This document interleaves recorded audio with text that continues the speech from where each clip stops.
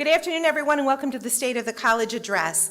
Today, President Olson will deliver the State of a College Address, and before he begins, I'd like to briefly introduce President Olson from a different perspective, from the perspective that I've developed through regular meetings with him throughout the year, in which we've discussed various issues of importance to the faculty, as well as his ideas regarding things that are important to him. While President Olson always listens respectfully, he collaborates generously. He understands that the sustainability of the college will be grounded in strong programs as well as a visible presence. We all know that President Olson is highly visible in the field of higher education through his writing, and that the public light shines on him as he initiates discussion and influences public thought. In working with Dr. Olson, I've noticed that he has a tendency to turn that light to shine it on others. He becomes animated when talking about the college, its students, its faculty, and staff. He calls attention to the accomplishments of others, recognizing that honoring one elevates us all. This will allow the light of Daemen College to shine into the future. I'm delighted to welcome President Olson to present the State of the College Address. Thank you, Michelle. Very well done. And I have to say that working with Michelle has been a delight. Well, we're here today to discuss the state of the college. And I'm delighted to report that the state of the college is very strong.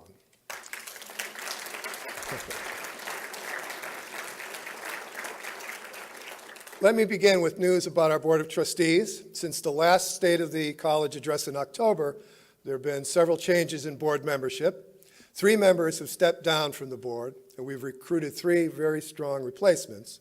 Jeff Wellington, the president of Buffalo Division of M&T, the Honorable Judge Kevin Carter, and Assistant United States Attorney Gail Mitchell. And these are stellar individuals and leaders in their field, and they're really great additions to an already great board, so we're glad to have them on board. The college has received several important distinctions since we last met. The college has been named the College of Distinction 2013-14 by a national organization that publishes a guide that helps college-bound students who are seeking schools of real recognition. Business First awarded us a gold medal in their Best Places to Work 2014 competition. And Damon, as you know, is in the running for the Chronicle of Higher Education's 2014 Great Colleges to Work For distinction. Now, I should congratulate everyone in this room for turning out in impressive numbers to complete the Chronicle survey. A stunning 60% of our faculty and staff participated, and that far surpasses the 31% response rate that the Chronicle normally gets. So I would like us to applaud each other for that.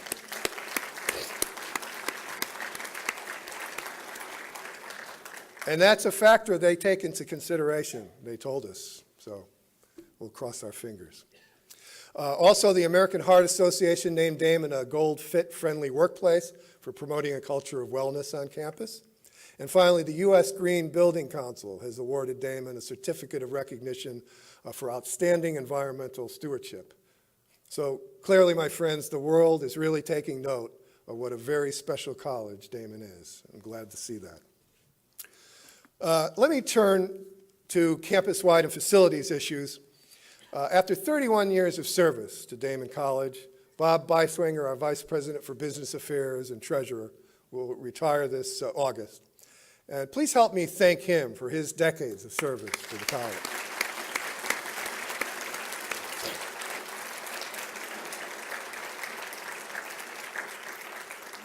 I thought about getting him a gold watch, but then, he would be scolding me for using college money for... Now, since I'm announcing Bob's retirement, I should also mention that a few other faculty and staff are retiring. You can see on the screen 5 other individuals, and there may well be additional people who are retiring that we're not aware of yet. So please help me thank them and whoever else happens to be retiring this year.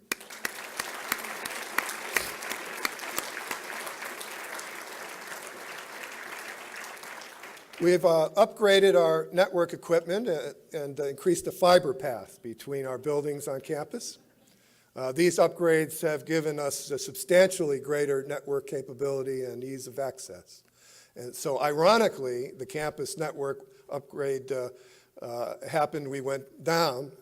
There's a campus-wide internet outage. Canisius went down, some other places as well. This was due to a damaged fiber optic cable owned by UB.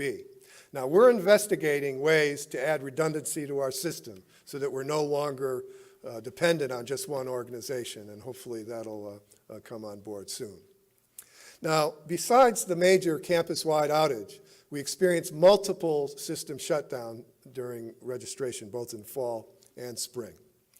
I believe it's time to conduct a comprehensive review and analysis of technology on campus. Now, toward that end,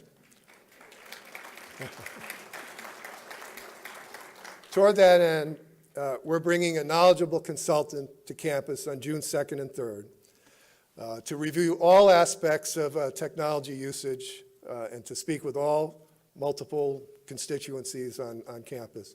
We'll also arrange at least one open forum where faculty and staff and even students can come and express concerns and make suggestions. And we'll provide you with more details as we get news about that event. We've begun the process of transforming the former Y into a facility that will house both academic and athletics-oriented departments. Construction will begin in a few months, and here's an artist's rendition. Gone is the ugly yellow brick, and we now have a entrance on the main street instead of in the back. And you can see on the screen we've already determined the layout of the 2 floors, and we're really moving forward on that. I want to take a moment to very quickly run through all the capital projects we completed since last February 1st. I was amazed what we've done when we looked at them all together. There's our new Veterans Center, the renovation of the kitchen and dining room, the construction of the new chapel, the new game room entrance, the demolition of Sarah Hall and the construction of the new parking lot, construction of the new maintenance storage building and the parking lot there, the creation of the new offices for education and modern languages, new administrative offices for athletics, our new state-of-the-art Title III computer classroom, and a 70-seat classroom. And of course, the front lawn makeover, which included the sidewalks, the 110 trees, and the soon-to-arrive stone benches. So not bad for a 12-month period, and let me tell you, that's just the beginning. We've got more to go.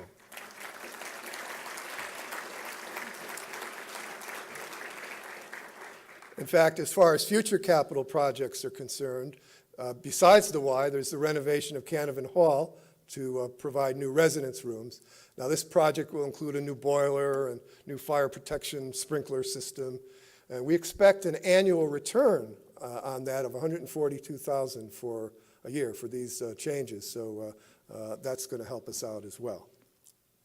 Now, I'm sorry to report that the Amherst Zoning Board, my favorite board right now, denied our application for a variance that would have allowed us to install our special wrought iron fence that was part of the campus beautification process. Now, we amended our design and appealed, and were denied yet again. So our fence artisan is constructing yet another design, taking into considerations what they said the problems were, and we hope that this perhaps will be more acceptable. So I'll keep you informed on that. Given the hard luck stories we've been hearing from nearby colleges, I'm sure you heard the news about Medaille, we're delighted that we have such progress in enrollment management. For the fall 2013 enrollment, we exceeded our goals. You can see the numbers on the screen, and you can see we've also exceeded our goals for the spring. I attribute this solid enrollment both to our several high-quality and high-demand programs and to the aggressive work of our enrollment management people. You can see on the screen several of those professionals. They deserve our appreciation, so please help me applaud their efforts.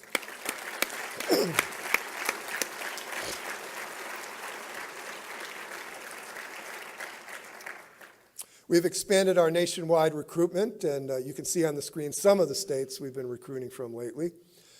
We've also expanded our international recruitment efforts in several nations. Recently, a Daemen team visited Colombia to establish partnerships there. I'm especially happy to report that institutional advancement has been having a spectacular success recently. In the one-year period of February 1, 2013 to February 1, 2014, overall giving was up 25%. Alum giving in the present fiscal year is up significantly over last, as is giving by our faculty and staff. We thank each and every one of you for your generosity. You know, you're what made us the high-quality college that we are. M&T has supported us with a substantial gift for the Visual and Performing Arts Center. M&T has been a true supporter of Damon throughout the years, but especially recently, and we certainly appreciate that support. We recently celebrated the grand opening of the Peter and Elizabeth C. Tower Gallery in the Visual and Performing Arts Center. It was dedicated during a private family ceremony in December. This came after several generous gifts from the Tower Foundation, and it preceded another gift from the family, a much-needed ADA-compliant van. And I'd like to personally thank Chairman Demyanek for his efforts in making most of that, if not all of that, happen. So thank you.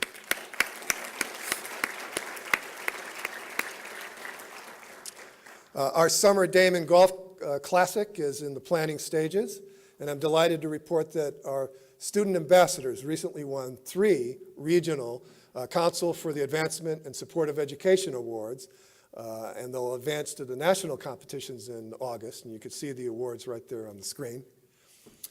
And in institutional communication, we're happy to have our new director, Paula Witherell, on board after a thorough national search. Paula, would you stand to be recognized?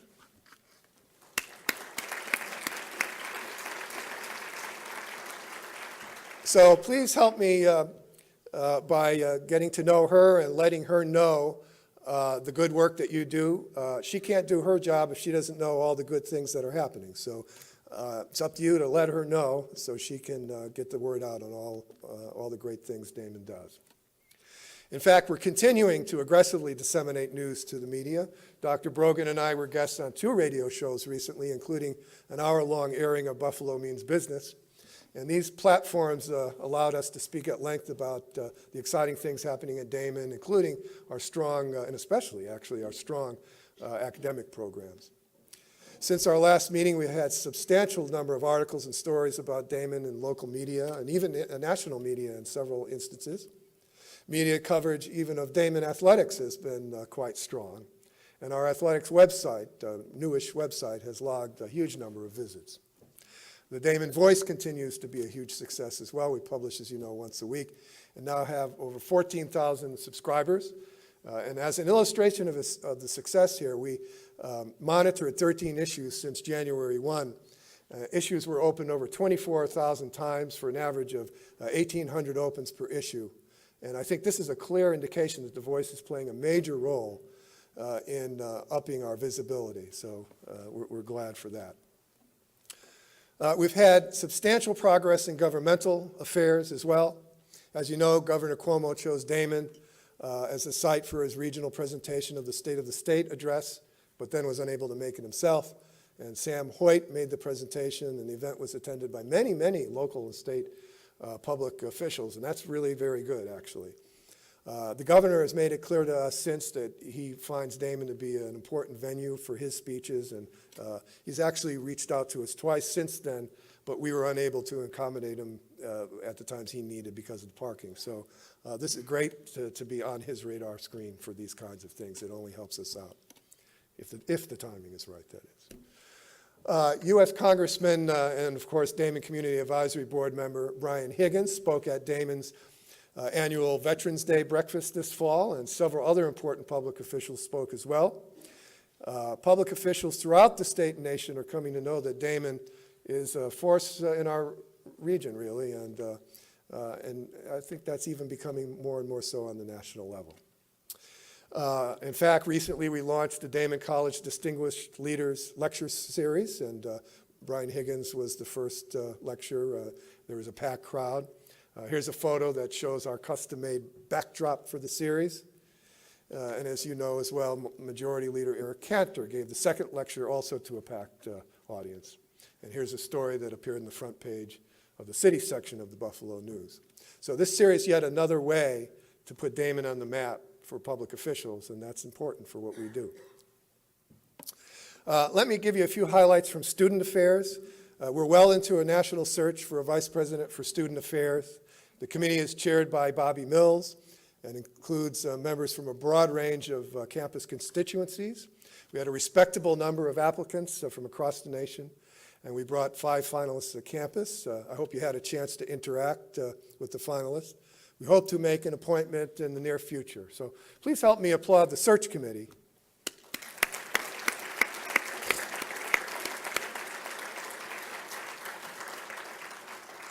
We recently opened Daemen's first student counseling center. This is a very important service to our students.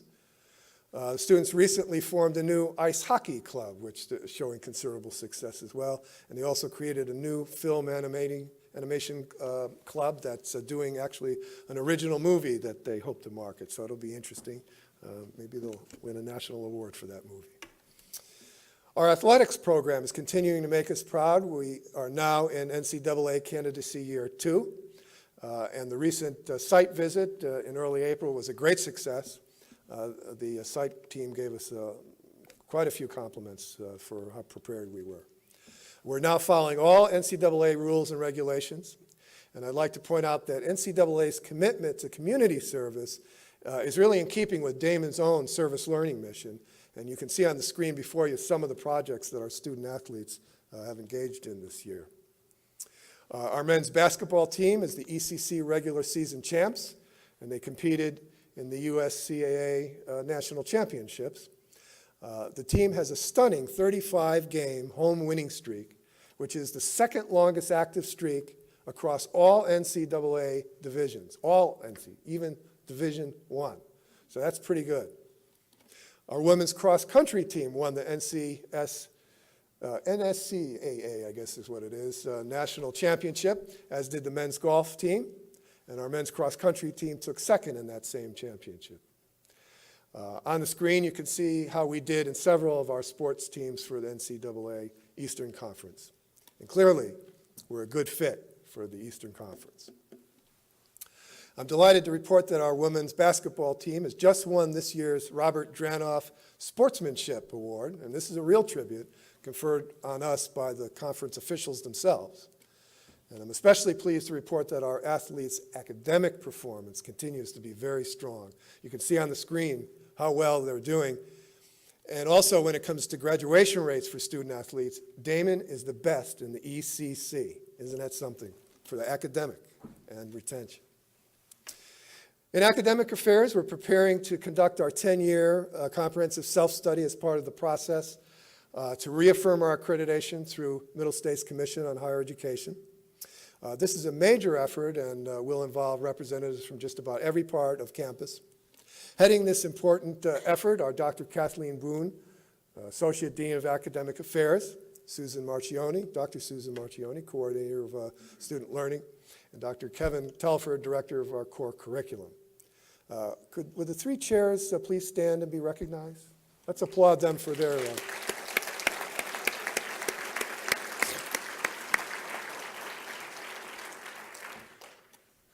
I'm especially happy to report that the State Board of Education has approved our new Master's in Public Health program, and this is a major advance for Daemen. Also, Daemen has joined a number of colleges nationally have committed to double our study abroad participation by the end of the decade. So ambitious goal, but I think one that is workable. Daemen's new Plus Up program is beginning to receive national attention as an innovative way to prepare students for multiple potential employment opportunities upon graduation. The program, as you know, blends curriculum from 2 different disciplines, sometimes more, and thereby enhances the depth and breadth of the students' academic engagement. Dr. Denise Mills is coordinating this innovative program, and I think we should applaud her efforts.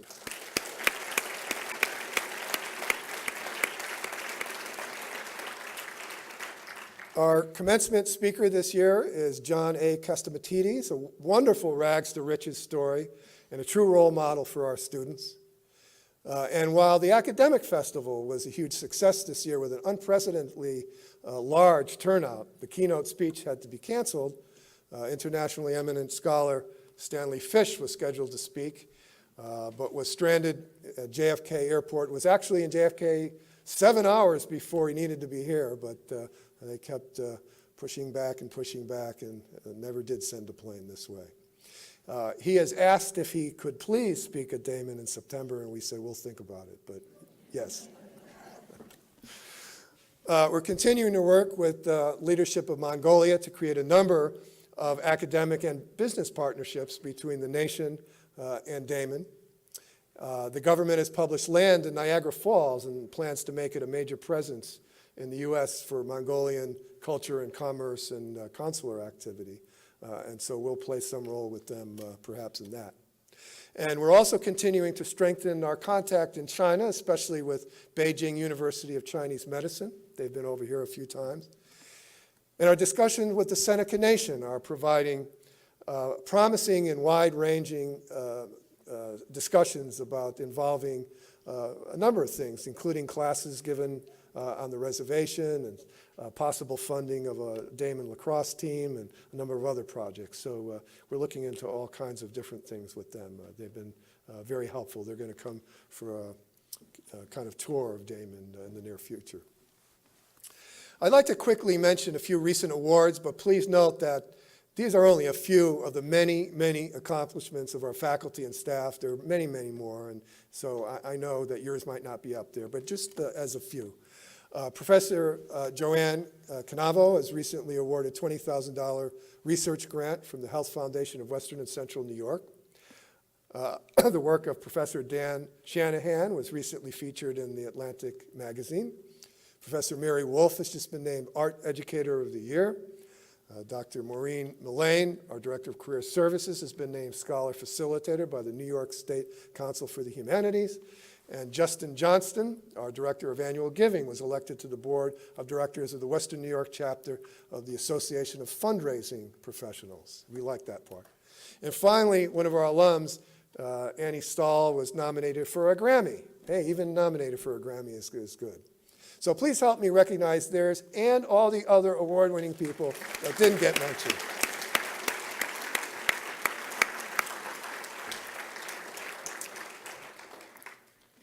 I'm delighted to report that at its March meeting, the Board of Trustees approved a recommendation to award tenure and promotion to the rank of Associate Professor to two of our faculty, Dr. Diane Ramos, Assistant Professor of Natural Sciences, and Dr. Robert Waterhouse, Assistant Professor of Visual and Performing Arts. So please help me congratulate these two accomplished faculty members.